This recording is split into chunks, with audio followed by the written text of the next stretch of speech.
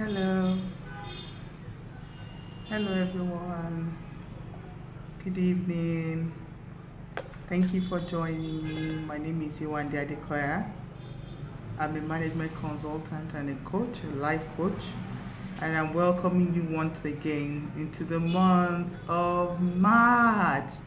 We're into the month of March already. Can you imagine? The year is almost gone. We started January and like that, it's 2 months already. So how are you? How are you doing? How has it been with you? How is achieving your goals going?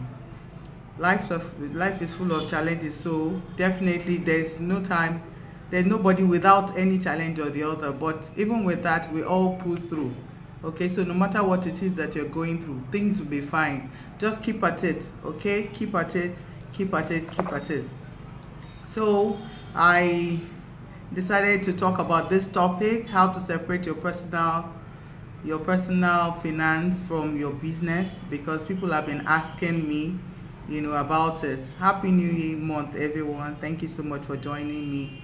Sorry about the lighting and the sound. I hope you can hear me.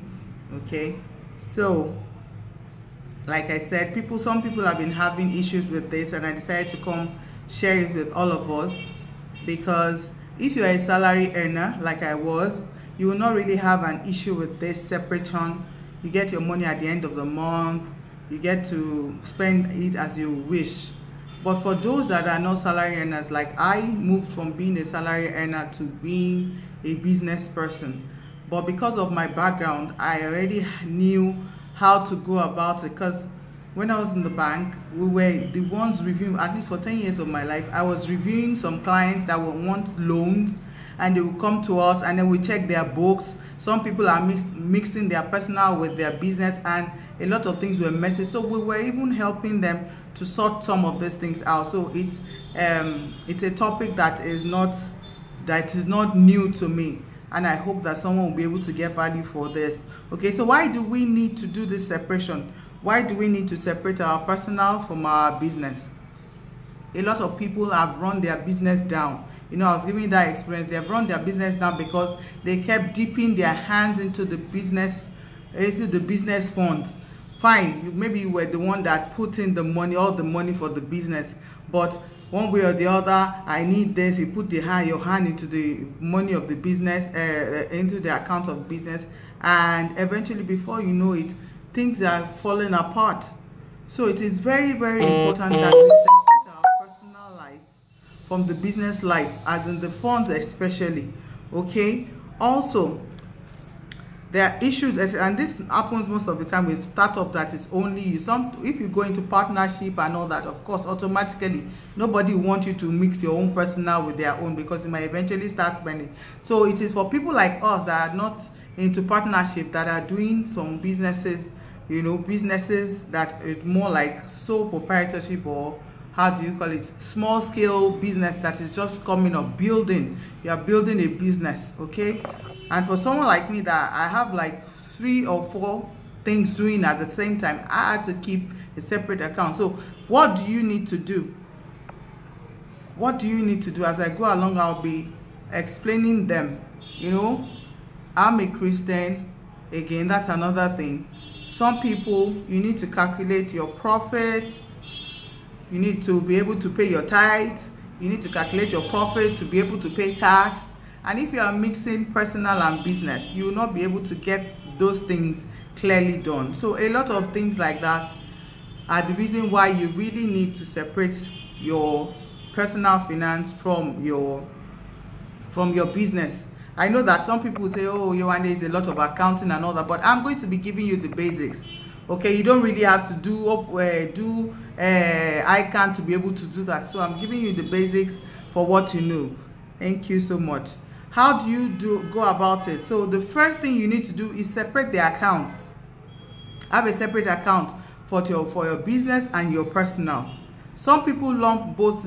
They say it's one and the same, even though they say you are the sole entrepreneurship, you are the owner of the business. You still need to separate the account. So If you have only one account for yourself and for your business, please today note it down. The first thing you need to do is to go and open a separate account. They can both be savings, they can both be current, they can be checking account. It does not matter, but as long as the money that has to do with the business goes there, and then yours is separate. Okay, so it is very, very key that the first thing that you do is to go and get a separate account, because with that one it's easier for you to be able to even manage. Because even if you just look at the statement of account for your business, you will even be able to do your reporting. You know, that's another thing, accounting reports.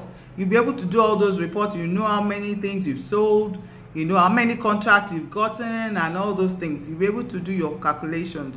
Okay, so the first thing, like I said, is get a separate account. Get separate ATM card, debit card, credit card, whatever. Get separate ones for your personal and for your business. Okay, when you get that, it's easier for you. For example, one of my businesses, we only use ATM cards to make payment for the goods. So when we're buying goods, so it is very key that it will be the one for the business that you use and not your personal. If our adventure, maybe, you know, circumstances of the account and all that, or internet, you can decide to use your own account if you have the money, but you are borrowing it so that you pay it back later, and in your narration you say it's returned for so and so good. It is very, very key that we begin to separate all these things. Remember, you are someone that's supposed to have a long-term goal, meaning that you are building a business. Even though you are the one doing it right now, you expect that later in life other people are supposed to come in. Things are supposed to be easier. When they check the records, they should be able to decipher and say, okay, this is for the business. Okay, so even though it is you alone right now, you are looking at the long term where it will be easier for people to be able to separate. So first thing first is to get a different account. It's to get a different account for your business and for your personal. Okay, another thing that I would say is to pay yourself. So part of what we always do, of course, when you make money, is the business that will pay you. So you pay yourself, and then, but you cannot be paying yourself so much when the business is just coming up. So you put a little stipend or whatever it is that you want to pay yourself. You move the money at the end of every month. You know, I prefer that you do wait till end of month to be able to do the general accounting and move money. If by adventure you are taking money during the month, you can do your account and make sure that you narrate everything, and it must not exceed whatever salary limit you're putting. So for example, you are paying yourself 100K, 100,000, and that's what you want to be. You move that 100,000 from your business account into your personal account, and then so for your personal account you can be spending as you like, and even if you finish, that's it till next month. Like, we need to put ourselves under discipline. People have been asking me, Yewande, how have you been able to do it? And that's the way I've been able to do it. I've been very strict on myself. If you want your business to grow, that is how you have to do your thing. And then, you know, there's this tendency for business people to think that they are making money. For example, you get a contract of 7 million naira. Your profit is not 7 million naira. You cannot be basing everything you want to do on 7 million naira. Your profit is after you have made that business, the cost, you remove all the cost from it. It is the little that you are able to make from it, the 10%, the 20% that you are making from it, that is your profit. And then it is on that profit that, you know, you get to make all the necessary transactions that you want to do, the expenses that you want to make. Okay, so you have, like I said, the 7 million, you have a contract to deliver a job of 7 million, and you're buying the products for like 5 million, let's just say 5 million. Then there's transportation, there is allowance. Some people were helping you to do all the jobs, and all those ones are part of the cost. So for a business person, don't get carried away and say, okay, this is a 7 million contract, you go and buy a car of 2 million. You know, that's how some people reason. The first few months, we need to be very calculative about these things. It is not all that money that you, in fact, most of the time, you are supposed to plow back into the business, because it's a business that is growing. So I'm just explaining to you now what the things that you need to do. The second thing after open separate account is to pay yourself. You determine how much you want to pay yourself every month, and that is what you do. And stick to it at least for a period of time until the business begins to grow, and then you might eventually have to increase it. So please, let's not just use all the money, because a lot of people have run down their business because of this, dipping their hands into their money. I need to borrow money from this, I need to borrow money from that. You cannot afford to do that. And if peradventure you had to do that, you were borrowing it and you need to return it. Okay? It is very, very important that we note that. Another thing you need to do is to set a budget for your business. Set a budget for your business. This is what we want to do. What is a budget? Okay, the income and the expenditure. You put everything together. What you expect to make and how you expect to spend it. And remember, your own salary is part of the expenses. So it is part of the budget. So you have a budget that you have stipulated. So for someone like me, I put down a budget for myself, and it is even the budget that drives me to even get whatever it is that I want to be. So your goals, remember, we're supposed to draw up our goals and then make it monthly, and then you now break it down. You now break it down into budgets that you'll be able to work with. Okay, so it is very, very key that we set up budgets. Your budget must include, if I show you, I have an Excel sheet. I know that one is a banker or accountant or whatever it is, but I have an Excel sheet that shows my expense. There are some basic expense that you have. Okay, the rent, for example, if you have a business, you have a shop, or if you have an online, the rates bill, utility bill, those ones are constant, that you cannot shrink. So it must be part of the budget. You already know that. And the ones that you do not know, you put them under miscellaneous. So you can say, I'm just saying, for example, your budget is 500,000. Your expense is 250. So you have 250 profit that you're supposed to work with, and with that one, you're able to drive yourself and you know what the business is all about. So it is very key that even though it is a business that you are just starting, you need to begin to put some structures in place and not make everything seem as if it is your own money, because you will not grow like that. Trust me, you won't be able to grow your business if you are always putting your hands in there. Pay yourself, take your salary out and put it in another account, then you can spend it the way you want, and that is it. Also, like I said, keep the next one. The first one is set a separate account and debit account for your business and for your personal. The second one is pay your salary. So from the business, you determine the salary you want to be paying yourself and put it separately into an account that you can use. The third one is set a budget for your business, and that budget will show the income and the expenditure that you want to have, that you're supposed to have. Okay, it does not mean that it is exactly going to be the same, but it will give you something to be able to work with and to run with, and your salary will be part of the expense in the budget. The third one is to keep a log of your business. For example, I do product sales. So out of my 5 businesses, 2 of them are majorly products. The other 3 are are services. Okay, so the 2 ones with the products, when I make some sales, I write out my sales, and it must correlate with the money that is coming into our account. Most of the time, I do not like to collect cash.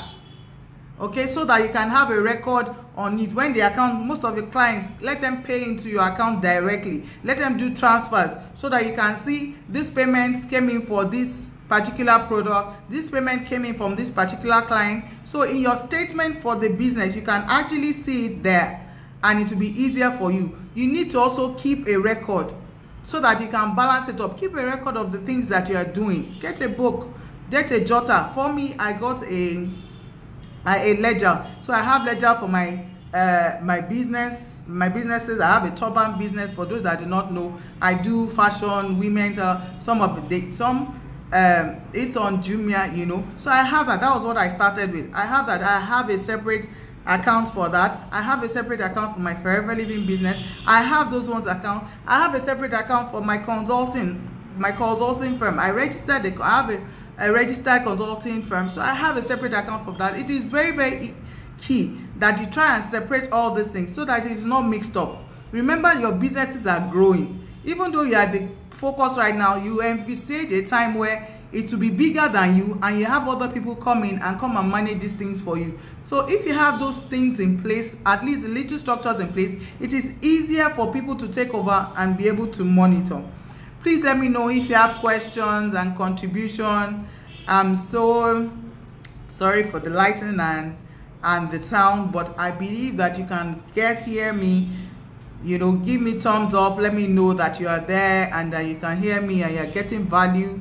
Let me know what it is that resonates with you. You can ask your question. Okay, like I said, this topic came about by some people asking me in the line of their businesses how they can actually separate their businesses from their personal. Some people are still working and they have side also. So those are the things that I have penciled down. And also, if it is so bad that you say, yeah, one day I cannot, this figure, I don't understand, my own is to sell, my own is to provide services, then you can get someone like me.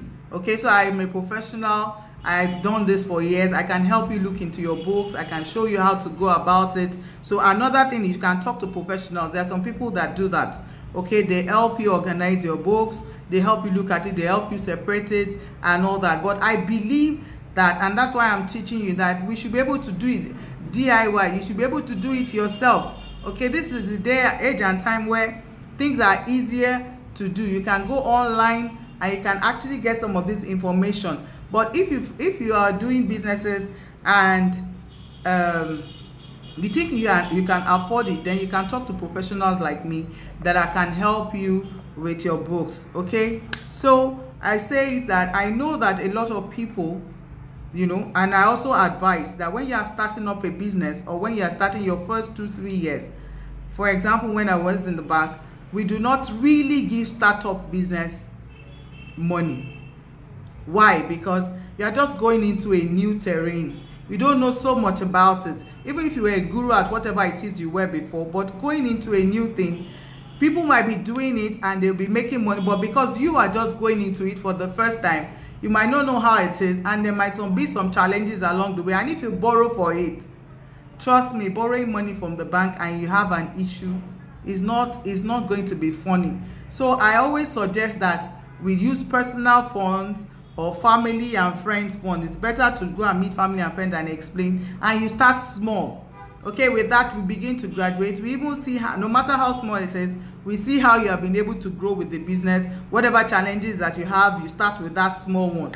So I believe that most people will put in their personal money into the business. If you are putting your personal money into the business, you will count it as equity. Equity, that means that this is the capital you want to use to start this business, and it is still there. It makes you a shareholder of the business. Okay, the business should stand on its own. If you see it like that, not Shebi is my own, nobody will hold me responsible for it. No, you are giving the money, the business, the money for equity. So it makes you a shareholder in the business. Eventually, at the end of the year, if you calculate your profits, if you're able to separate your account, do your budget, calculate your profit, you can share from that money. So it will be fine. Or you can count your personal money that's into the business as a loan into the business. So you're about to start a business, you can loan the business your money, like 500,000, a million. You can start with that.